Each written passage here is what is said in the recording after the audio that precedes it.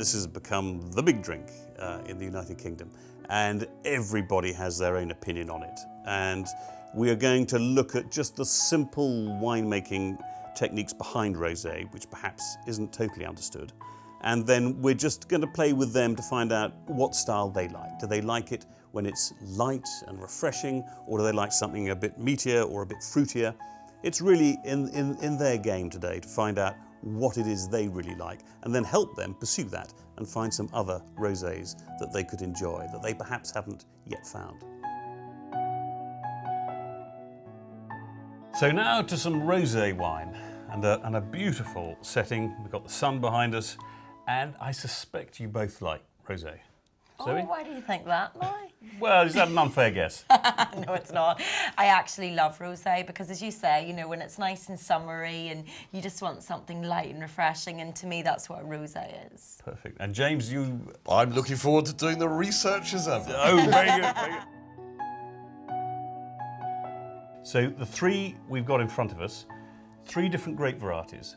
The first one comes from, like all of these, a red grape. And when you take the grape of Pinot Noir, which is what you get really good Burgundy from, all red Burgundies are made from it. Lots of lovely Pinot Noir grown in New Zealand, in South America. It's a grape that, when made as a red wine, has a nice smell of raspberries. And so it suits itself to making rosé because it's got a sweetness to it. When you take the grape and you crush it, if you leave the skins to macerate with the juice for just a little while, like making weak tea if you like, and then you take the juice away from it, you take it away with a little bit of colour. Does that make sense? Mm-hmm. So you've got the juice is just left to swirl around the skins for a little bit and then taken away, and that's what you get, this lovely pale salmon colour. So that's the first one. The next one is a real favourite in the UK. It's a Chateau de Source from Bordeaux, and this comes from a little area between 2 rivers called the Entre-deux-Mers. This de Source is made of Merlot, 100%, but it's then crushed and then the juice is taken away, just holding that lovely pink colour. And that's a little bit more sort of bubblegummy, isn't it? It's quite a bit darker. And then off to northern Italy, Pinot Grigio. Pinot Grigio is a white wine, isn't it? So you're left with a little bit of a confusing moment. How come the white wine I know and love is suddenly rosé? Yes. Clues in the name. The Grigio, if you were to translate that back to the Alsace origin of the grape, it's called Pinot Gris in Alsace and Pinot Grigio in Italy. The gris bit is the clue. The grape has a slight colour to it, and when you press it, you have to take the skins away from the juice quickly to get the white wine. And if you leave the skins in there, you get just the faintest tinge, don't you? And that really does look like a rather pale, I don't know, a pale Ribena, isn't it? A very pale Ribena. It's the sort of thing my mother would have made me as a child, claiming that it was too expensive. So that is the classic original Pinot Grigio colour if you don't take the, If you don't take the grapes away. If you leave them in there, Yeah. that's what'll come. So should we just have a little trip through and see how we get on? Sancerre Rosé. James, have you tasted this before? Not that I remember, no, so this is a real voyage of discovery. You're familiar with the white wine? Yes, absolutely. Sancerre white. And Zoe, have you? It's just so beautiful to smell. It's so floral and just so light and summery, and this is the epitome of summer to me. It does it all, doesn't it? Yeah, it does. Let's give it a whirl again. And any smells you get on that you can immediately recognise? It is quite sort of, there's a lot of fruit there. You know, it tastes, the bouquet is less dry than a straight Sancerre, if you sort of mean. Does that make sense? Yes, exactly. There's little hints of fruit. They're quite hard to find. And on this one, it's tinned strawberry is the one that we try and go and look for. When you say it, it makes sense. Not strawberries, but if you had tin, it's just that slightly concentrated squeeze of strawberry juice, but it's very faint. It's just at the back of it, and you have to go looking for it. But when you find it, strawberry jam, and when you've got it, you notice it all the time. And again, it's trying to create that vocabulary that matches to the smells, and after a while, you start to build up that vocabulary. So and it's just at the back. You get the acidity at the front, and then coming on behind, there's just this little puff of strawberry. And it's just enough. And if you were sitting outside at lunchtime, stirring this around in a big glass, that would come popping out and you'd be away. And in the mouth, we go back to those tasting of, you've got the little bit of sourness, but pleasant sourness. which comes at the back, and then doing it in reverse, there was a nice sweetness at the front where it hits the front of the tongue, and then it just balances very elegantly in the mouth, doesn't it? And it leaves that lovely dry feeling. And this is classic, old world style light Sancerre rosé. It's a perfect match for food, lovely on its own. So let's move on to a bit of Bordeaux. Chateau de Sores, Bordeaux 2008 rosé, and this, of course, different colour, different grape variety. So we've now gone on to a much darker grape. It's a smaller berry and produces rich, vibrant red wines. But here it's been allowed to, the phrase is macerate, mixed with the grape skins, just to get some of that colour and then pulled away.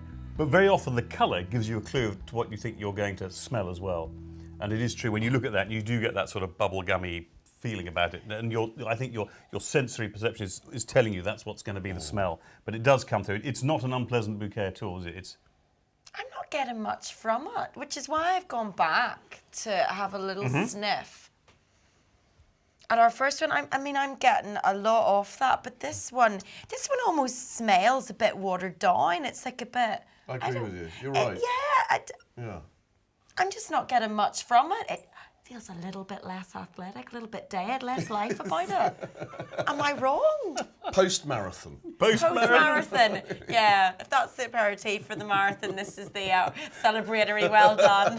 You've run 26.6 miles Everest. This grape variety, Pinot Noir, has this sort of strawberry element to it, which does fly out of the glass. This you've got to go looking for a bit more, I think. Yeah, I'm really searching and not yet finding. What are you getting? I'm getting a pack of sort of cooked fruits. So it's sweet, jammy fruits, as if someone is making jam in the kitchen. I'm just getting a waft coming through the door. There are so many fruit flavours there. It's like a wall of fruit. It's very hard to pull out individual smells. And so it is just that sweet, jammy smell that I'm getting coming through. But it's hard to find. And as it warms up, you'll find the bouquet will come off more. I was going to say, already, just as I'm swishing it about, letting the air get at it, I do actually now feel that jam. I can sense the jam smell coming out now a bit more. But I am searching for it. Well, if we come back to this in sort of 20 minutes, will it actually sort of in a moment opened up? Or? Yep, we'll move on to the Pinot Grigio, come back, try that again, just give it a little more time to just allow the air to get to it, but also to bring the temperature up. As we found with the white wines, as we went back to them, do you remember the fruit had intensified in each occasion, and it'll certainly be the case here. And it's a little lesson when you're serving wine, is remember that you can get away with serving some wines that are chilled to death. But for the most part, you want them just to be cool. Otherwise, you've lost the bouquet from them. So if your budget's a bit restricted, just smack it in the fridge. Chill them down hard, yeah. Yeah, because you can't tell. Do you know, I think I may have done that. The smell out of it. You can get away with murder. It's a good trick. Listen, I'm itching to taste this. I like that. If you had your eyes shut, you could almost be drinking a red wine there, couldn't you? There is just, so you've gone through almost a little bit of a whole tasting process of the lovely crisp freshness on the nose with little, that wall of fruit, clearly sort of white wine orientated, and then you're moving into something a bit more cherry-like and red. It is. I much prefer it, definitely. Gosh, I wasn't expecting to get much from that because the smell is always throwing me in these things. I think when it comes to any sort of blind tasting, I'd be a bit rubbish because what I smell is always so different from what I expect to taste.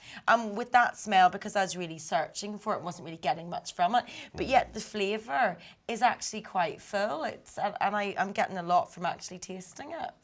And can you are you getting sour fruits? Or are you getting sweet fruits? A bit of both, more sweet. But I know, but there is some sour in there as well. Yeah, it's going all over my tongue. There's lots of different things going on there. And the sour is not bad. And in Rosé, you're hoping to find that sort of fresh, pleasant sourness in the wines. Well, the sour takes the sickly off the fruit. Yeah. Which takes you on to wanting the next glass, which then allows you to match it with food. It's a nice balance, isn't it? Again, in the mouth, you're looking and hoping to find that balance. Whereas with many wines, you take a sip and you either get too much fruit, or heaven forbid, you get too much acidity.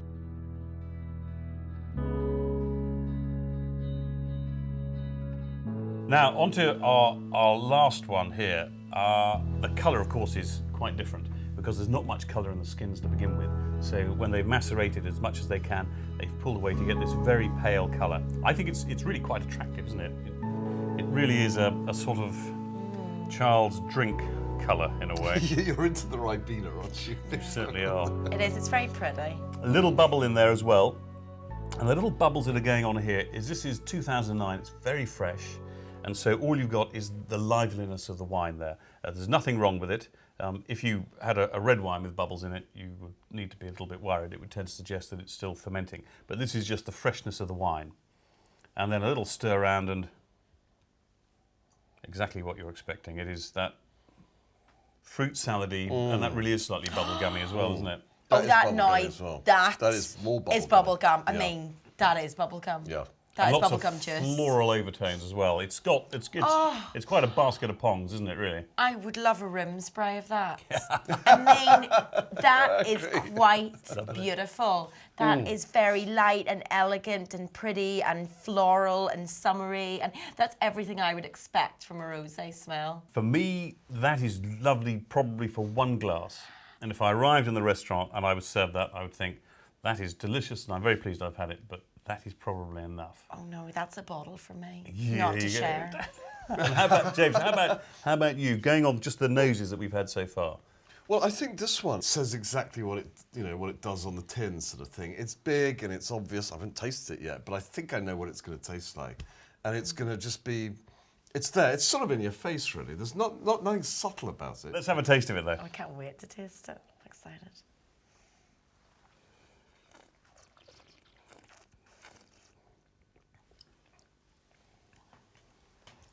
That's interesting because it's gone the other way for me. The bouquet on that was sort of big, and then you sort of taste it, and it's not quite as. Yeah. The taste isn't like the bouquet. For me. Does it get the Zoe vote? No, I do like it. It's just very light and easy, and yeah, I know what you mean. though. I was expecting more of a flavour An from explosion. it. Yeah, but it's not. It's quite simple. But with that lighter style and thinking about why these wines are made, when you're making rosé, you're not trying to be the greatest wine on earth. You're trying to create a wine that is a pleasurable accompaniment to the occasion. So it is with a summer's evening, it's with a light lunch, and so you were wanting a wine that isn't going to overpower everything. And the winemaker is always looking, I hope, to create nice, clean taste in the mouth that leaves you wanting the next glass. One of the issues I have with a lot of the New World rosé wines is that they can't achieve that. It's not their fault, it's that they have such a warm climate that they're producing very rich, ripe, sweet flavours that you get a big mouthful of wine as well. And that sort of fills you up. So the New World ones are so fruity, whereas these Old World ones are more subtle and are happier to take a back seat to the food and just linger throughout the summer. Nicely put, and exactly that. I'm a wine connoisseur, you know. Looking good though, isn't it? I'm taking notes here. I was really looking forward to the rosé section because I really enjoyed drinking rosé wine and I was very keen to learn a lot more about it. So we had 3, and I feel as if already I can judge a rosé just based on its colour. You know, I know what sort of area it's from, or you know, whether it's New World or Old World, or the grape. So it's good that you can just tell quite a lot from the colour. Well, I enjoyed the rosé because, to be honest with you, I haven't drunk very much of it, but I know it's very much the sort of up-and-coming sort of drink, and there's a huge amount more being produced now. So I'm going to be heading out for more picnics, and I'm going to be taking that rosé Sancerre with me.